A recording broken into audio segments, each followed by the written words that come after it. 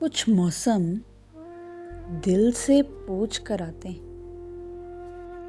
हल्की सी हवा जब बालों को छू कर गुजरती है और धूप पीली हो जाती है तो लगता है जैसे बसंत चुपके से करीब आ गई हो।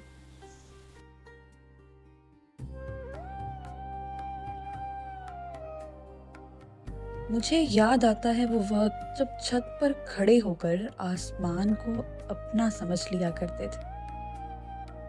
हाथ में पतंग और दिल में तुम।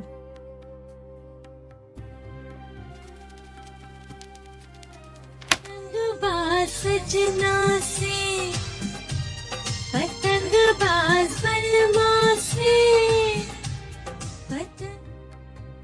तुम्हारी हंसी हवा में घुल जाती थी और हर पतंग जैसे हम दोनों के दरमियान एक नया राज उड़ाती।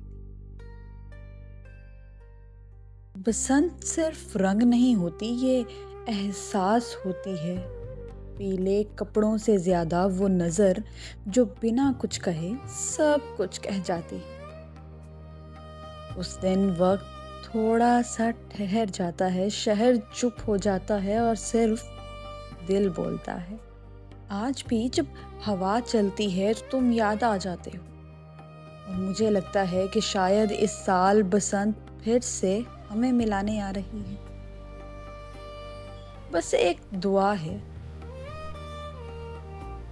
ये मौसम महफूज रहे और मोहब्बत की तरह नर्म।